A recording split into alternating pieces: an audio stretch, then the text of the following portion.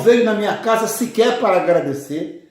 Foi um presente que foi dado a mim, porque com isso eu marquei território. Hoje, João Batista de Xanguairá é um homem respeitado no Rio de Janeiro e no Brasil, por esses e outros atos.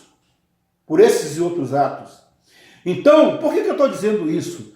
Porque você, praticante do culto afro, você tem que ter certeza no que diz, você tem que ter respeito no chão que você pisa, você tem que ter respeito pelo adijá que você segura, você tem que ter respeito pelos merindiloguns que você sacode nas suas mãos, você tem que ter respeito pelas cartas que você manipula, você tem que ter respeito pela sua visão no copo d'água, numa bacia d'água, pela leitura das nuvens, pelo cantar dos pássaros.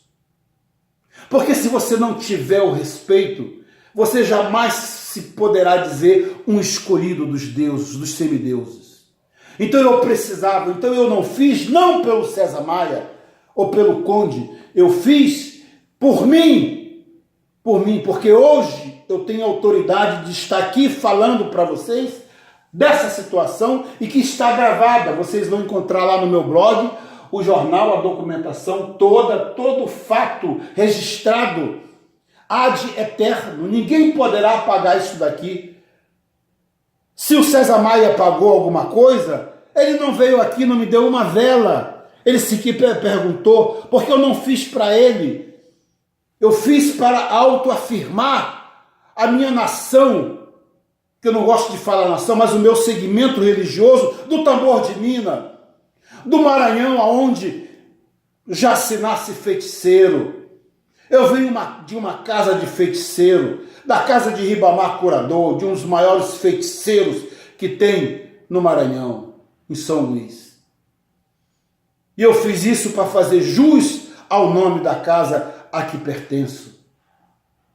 As minhas vitórias no tribunal do júri, as minhas vitórias no dia a dia, no direito. Claro que a gente não ganha tudo, mas 80% das pendengas judiciais que me são trazidas, eu sempre dou resultado. Pode não se ganhar 100%, mas se ganha 60%, 70%, 80%, mas você sempre ganha alguma coisa, desde que você esteja certo naquilo que você defende. E eu sempre procurei juntar o jurídico com o espiritual.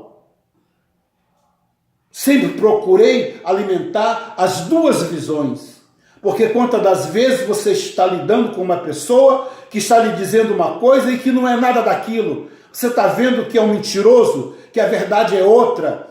Você, como advogado, você tem como destrinchar aquilo. Fale-me a verdade que eu vou defendê-lo, seja você o criminoso ou não. E como espiritualista, não. Você tem que penetrar fundo da alma daquela pessoa que chega tentando contar uma versão, muitas das vezes mentirosa, e que você sabe que na maioria das vezes ele é que é o vilão. Ele é que é o vilão. Então é diferente do médico que você tem que dizer aonde que está sentindo a dor e que ele ainda vai pedir os exames para poder diagnosticar qual o remédio, qual o tratamento adequado para curar ou pelo menos minorar ou aliviar as suas dores. Dentro do candomblé é mais difícil, porque você tem que ter a capacidade, tá, de descobrir através do oculto, através dos semideuses, através de Exu, que é o nosso grande abridor de caminho junto com Ogum, que vai te mostrar diante de quem você está. Só que Exu, quando... Eu tenho Exu aqui, mas tem Exu também lá, em outras casas lá. Exu que brinca com eles, que dá rasteira neles, para eles aprenderem a respeitar, e não aprendem. Vivem hoje aí, vivendo sabe Deus como. Para comprar o seu AG1, seu arroz, seu feijão, enfim. Por quê? Porque não respeita Exu. Porque tem um aforisma africano que diz que aquele que tudo tem e que não divide com Exu, dia chegará que ele nada terá. E aquele que nada tem e que divide o pouco que tem, nada lhe faltará.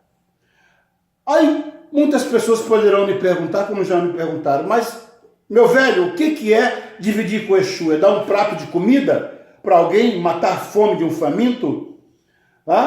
É fazer uma oferta na igreja? Como é que é isso? Não. Dividir com Exu significa você ter o respeito ao postulado que nos outorgou o nosso grande pai Olorum dentro do nosso segmento religioso. É isso que Exu quer de nós. Ele não quer que nós doemos um prato de comida, porque o brasileiro, por si só, ele já é preguiçoso. Claro, com as devidas exceções. Se você dá um prato de comida para ele hoje, amanhã ele volta e ele quer outro prato de comida. Então o mundo tem que ser toma lá da cá. Você quer um prato de comida, mas eu tenho aqui um quintal com cocô de cachorro, desculpa a expressão, para limpar. Tem um terreno para capinar, você capina, depois você vai... É assim. Porque senão ele não vai valorizar, você se sacrifica e ele não se sacrifica. É necessário que o sacrifício seja mútuo. Seja de ambos os lados, brote, como a água da fonte, espalhando para todos, para saciar a sede. Então isso é Exu. Exu não quer que a gente dê nada de graça para ninguém, tá? Mas que aquela pessoa que recebe, tá? Faça por onde merecer. Faça por onde merecer. Aqui no caso, se vocês me perguntarem quanto que o César Maia depositou na minha conta, tá? Nem um tostão. Quantos pode dizer, ele ligou uma vez só. Até porque eu não perguntei a ele. Eu não fui vender para ele uma afirmação, porque isso daqui foi feito para o João Batista de Airá e a mãe Rose do Oxum Choroquê e Oxum Opará, Anoxê, para se autoafirmarem dentro desse segmento maravilhoso que se chama culto afro-brasileiro e que eu não admito que chamem de religião. Ogum Choroquê, corrido. Meu pai Ogum Choroquê, meu pai Xangô, o grande Baraqueçã, que é assentado na minha casa, que é luz, meu pai Xangô, Agodô, que eu também tenho assentado na minha casa, num assentamento geral, na modalidade africana.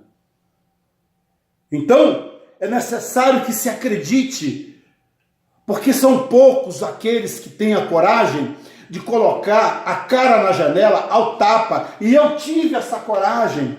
Eu saí percorrendo, fazia uma via crucis pelo Rio de Janeiro, procurando um jornal para divulgar e ninguém quis. Mas Exu está no seu caminho, ele está com você, ele me mostrou, é aqui, e foi publicado. Publiquei na seção, né, lá do fundo do baú.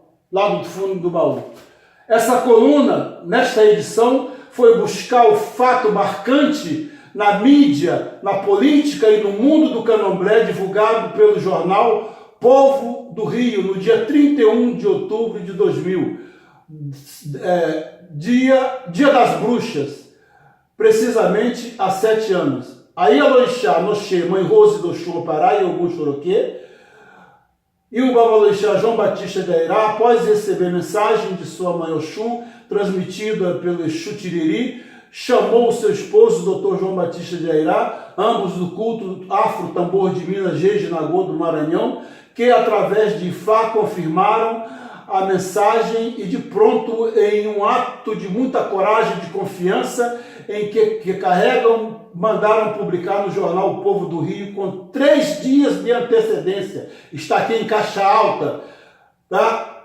Do resultado do pleito eleitoral na corrida para a Prefeitura do Rio de Janeiro. A seguinte mensagem, abre aspas, senhor César Maia, o senhor já é o prefeito do Rio. Acredite, Mãe Rose do Oxum Opará e Ogum Choroquê, que, a despeito de toda a mídia, rádio, televisão, jornal, divulgar que o candidato, o atual prefeito Luiz Paulo Conde, à época, ganharia a eleição à Prefeitura do Rio com uma diferença de 420 mil votos sobre o outro candidato, César Maia. De primeira mão, esta Ielorixá mostrou que os verdadeiros caminhos levavam à vitória de César Maia, como veio a acontecer. Vejam e leiam a seguir toda a cobertura, passo a passo sobre o fato. Mãe Rose previu a vitória de César Maia, vidente de Caxias publicou o anúncio no jornal O Povo 3 dias antes das eleições. Pesquisa aponta a vitória de Conde por 420 votos. Aqui tem a nossa foto na mesa de jogo. Aqui tem os nossos atabaques, o tambor de mina. Aqui tem uma foto minha jogando os merim de Loguns. Enfim, está registrado aqui. Tá? Está registrado aqui. Então, o que eu quero com isso? Eu quero com isso, muita gente pode dizer assim, o senhor está fazendo uma autopromoção.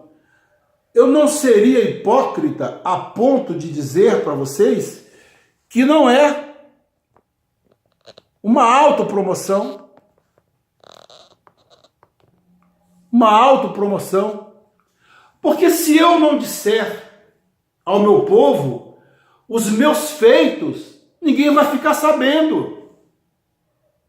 Principalmente quando se trata de uma coisa boa, de uma coisa maravilhosa, e que partiu do nosso culto. Eu quero com isso incentivar as pessoas para que pesquisem, para que estudem, para que respeitem os seus voduns, seus inquices, seus orixás, seus exus eguns de Marabô, Tiriri, Sete Facada, Dona Maria Padilha, Dona Loura, Rainha Loura da Calunga, a Pombagira Cigana, Das 7 Cruzadas. A Pombagira Cigana, Rainha das 7 Encruzilhadas, os Encantados, seu Zé Pilintra,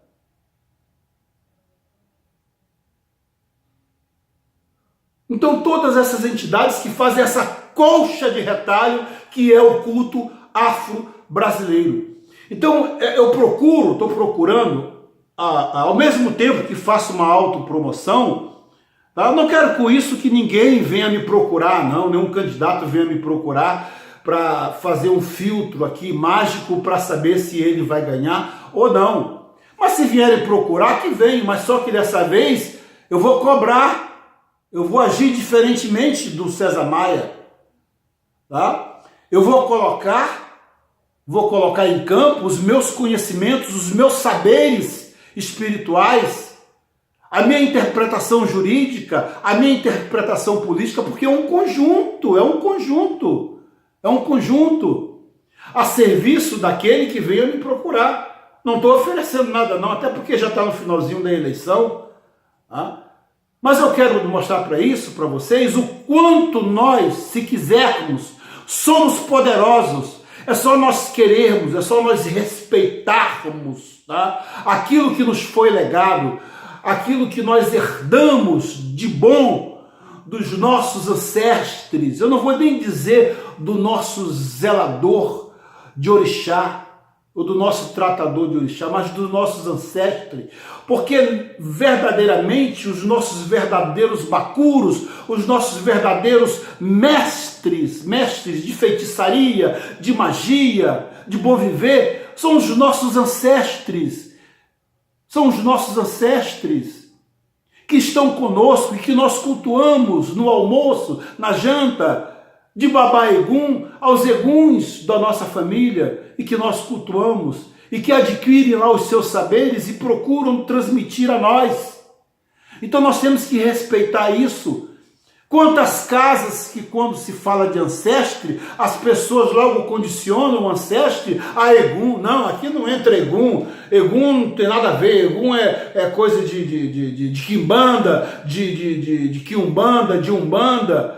Santa ignorância, que se não fosse os eguns que convivem conosco no nosso dia, os exus, os espíritos de luz, os ciganos, as ciganas, os mestres da Jurema, os mestres do Xambá, se não fossem eles a nos passar a sua sabedoria milenar, nós já haveríamos sucumbido, quantos tantos sucumbem aí na flor da idade, com muita coisa para dar, mas porque se deixou desvirtuar do campo espiritual. E isso não vai acontecer com o João Batista de Airá e nem com a Noxê, mãe Rose da Oxum ao Pará e da minha mãe Navezoarina e do meu pai Ogum Choroquê. Ô Gunhê! Ô Gunhê! Então, eles nos põem à prova.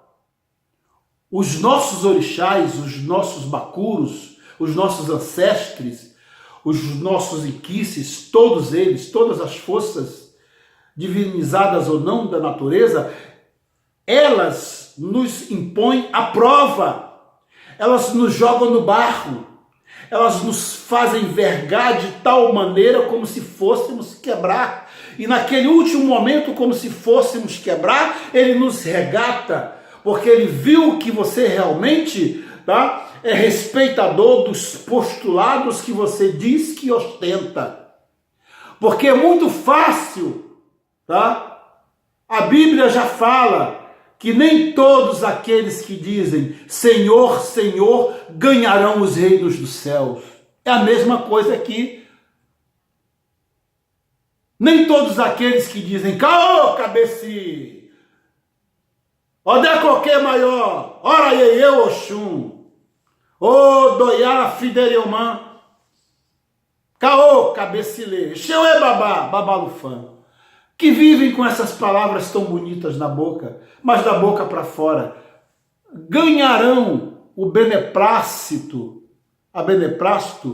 ou a alegria de ter um dia o seu caminho aberto rumo à eternidade, para transpor o portal da eternidade que é aberto pelo nosso grande Pai Oxalá na porta do balé. Depois de um período de purificação do balé, da nossa grande rainha, da nossa grande mãe, Iansã. Epa rei Iansã, aguerrei Oloiá, Mesão Orum, aguerrei Oloiá, Mesão Orum. Então, todos nós somos postos à prova, e nós, espiritualistas, tidos como espiritualistas, nós somos postos à prova. Nós somos postos à prova. Então, quando nós louvarmos o orixá, os inquices, os encantados, vamos louvar com fé, na certeza de que se você chegar em casa, você só tem um pão, mas você vai pegar aquele pão e vai dizer assim, meu pai Odé, meu pai Olorum primeiramente, agradeço-lhe por esse pedaço de pão que eu tenho para me alimentar e a minha família. Eu te garanto que o outro dia será diferente. Porque todos nós, a nossa vida é dividida em ciclos. De 7 em 7 anos, tudo se renova. Faz parte do karma de cada um. Então nós temos que saber passar por todos esses ciclos de 7 em 7 anos. Porque a maioria não consegue suportar. Abandona, eu não digo o seu fardo porque não é fardo, abandona, não vou dizer carrego porque não é carrego, abandona aquilo que eles acham que não está dando certo. Quantos que já bateram na minha casa, meu pai, eu vim aqui porque eu acho que o outro zelador me fez o santo errado. Não foi santo errado. A pessoa pode não ter sabido fazer, pode não ter obedecido todos os preceitos, todos os ebós que antecedem a uma sacralização de um vodum na croa, na cabeça de um pretenso, de um futuro omorixá ou de um elegum.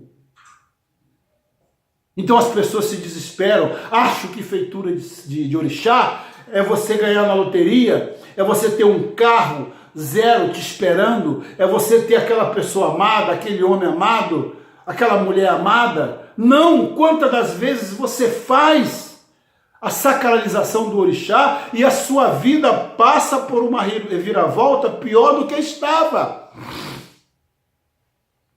Porque se fosse do contrário, ninguém daria valor.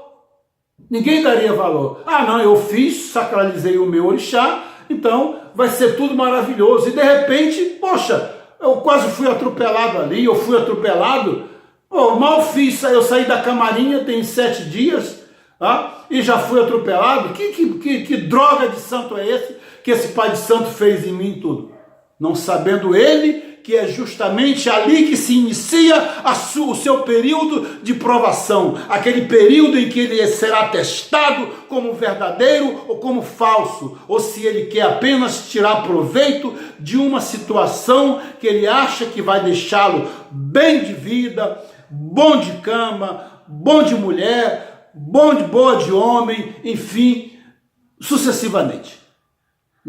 Não é assim que funciona. Não é assim que funciona. Aqui, dentro do culto afro, é sacerdócio. É sacerdócio. É luta diária. É responsabilidade. Se você não quer ter responsabilidade, não quer ter essa luta diária, se você não quer pertencer a esse segmento que eu chamo de segmento de resistência, que você vá lá para os aleluias, os eletrônicos evangélicos, vá lá para a igreja, tá? Hoje, eivada de escândalos, de pedofilia, de homossexualismo. Vá para lá a coisa é mais light, é mais light. Aqui não, aqui é joelho no chão. É joelho no chão. É testa no chão. Louvando a natureza, louvando a terra, o nosso grande pai Omolu, o nosso grande pai Obaloaê, o nosso grande pai Onilê, o nosso grande pai Chapanã. Louvamos a terra. Eu tenho como parte da cultura, do calendário da minha casa, ofertar uma vez por ano a terra, dando a ela tudo aquilo que nós recebemos. Por quê? Porque é da terra é que se extrai tudo que é necessário para a nossa sobrevivência, a palha para cobrir as nossas casas, a roupa para cobrir o nosso corpo, as substâncias químicas para construir os antibióticos, para curar as nossas doenças, assim como também se extrai o ferro para construir as indústrias, para construir o material bélico, o revólver, a espingarda, o canhão, enfim, tudo vem da terra. A terra é abençoada. É por isso que nós, mais tradicionais, nós temos sempre uma quartinha próximo a nós, em que antes de sairmos ou fazer qualquer coisa, pegamos daquela quartinha e aspergimos na terra, pedindo licença ao Senhor da terra, que é o orixá de todos, o que se veste com maior simplicidade e pobreza, e é o mais rico de todos, ao qual todos os demais semideuses pedem licença para poder caminhar sobre a sua terra. Porque sem ele, nem Exu caminha sobre a face da terra. Porque ele é o Senhor, dono todo-poderoso da terra. Ele é o barro do qual nós fomos feitos. E ele é o barro que irá consumir os nossos restos mortais.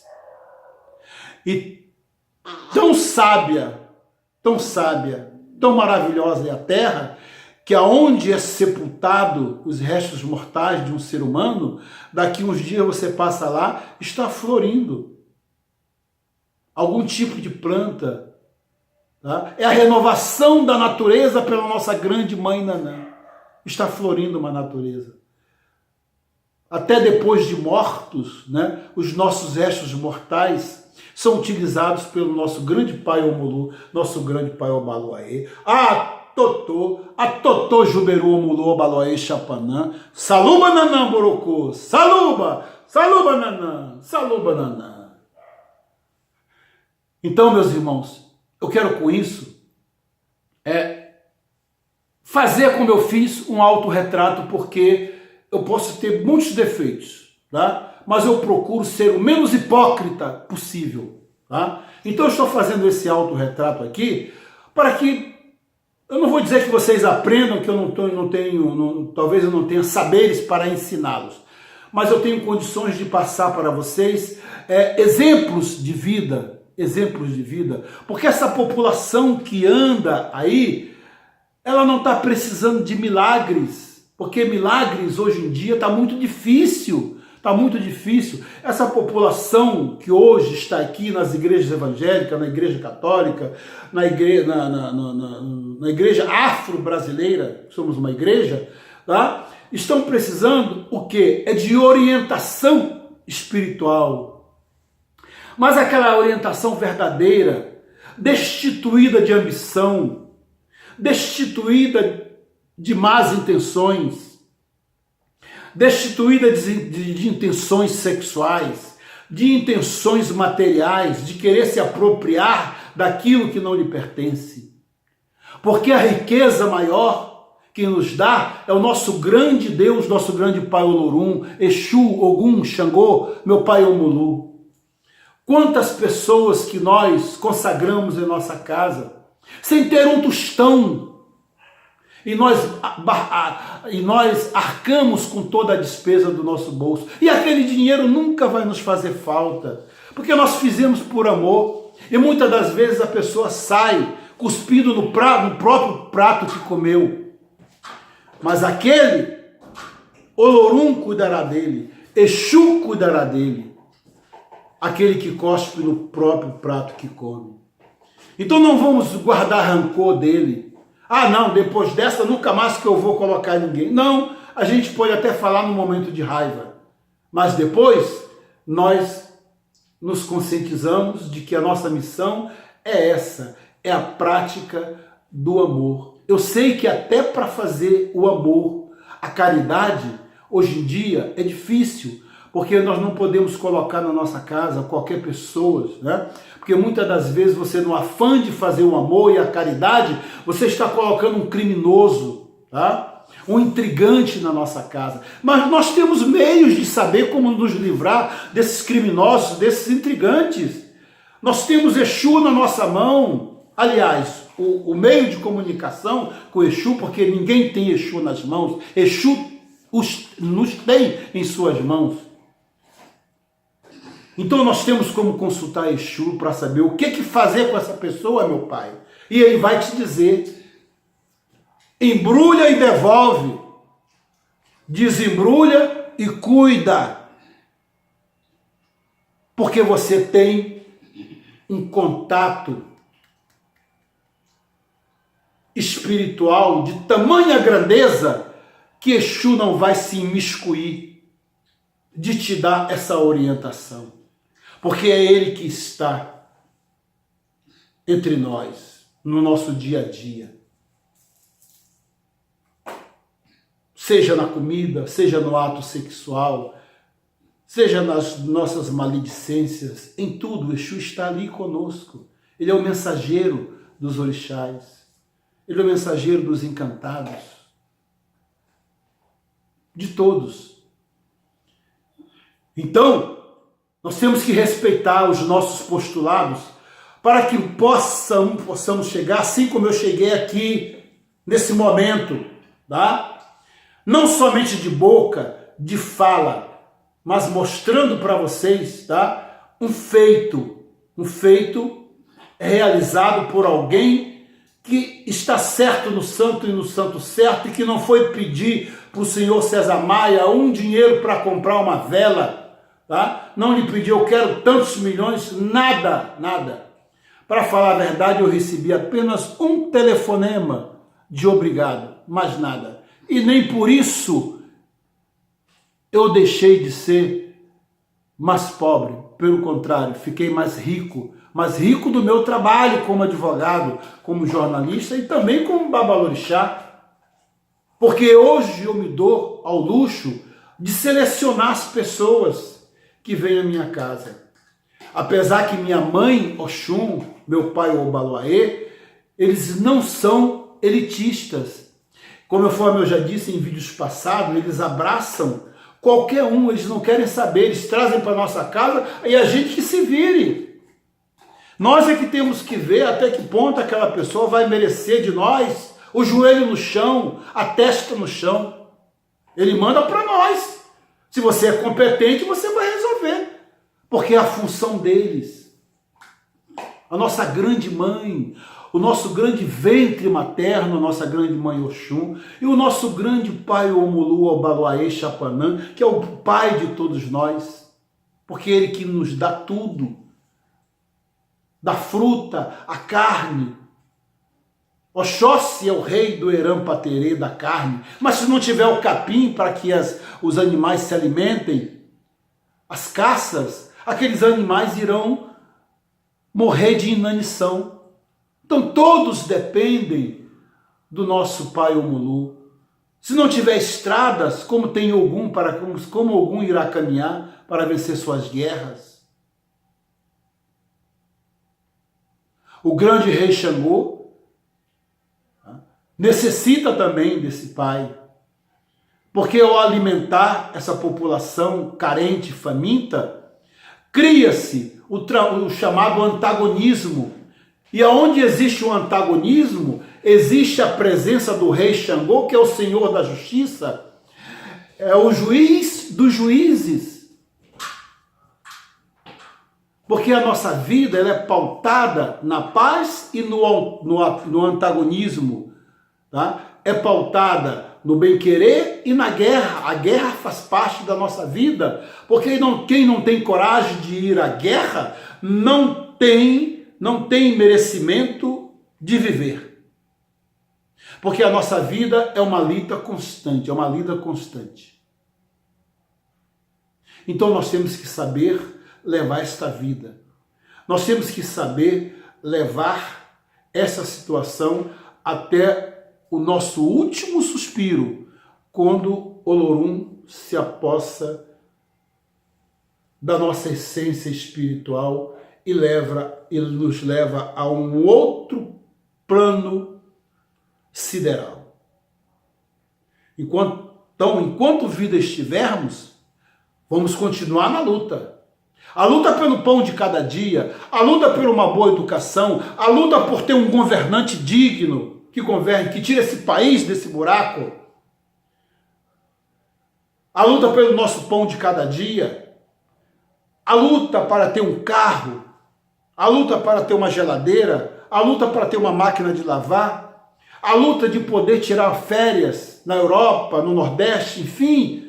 Ninguém consegue isso se não for através de luta, a menos que escolha o caminho da corrupção, mas o caminho daqueles que escolhem a corrupção é um caminho curto, que não vai levá-los a lugar nenhum, que não seja a depreciação do seu caráter, que não seja a prisão, o processo criminal, o despoliamento dos seus bens até então adquirido com dinheiro escuso.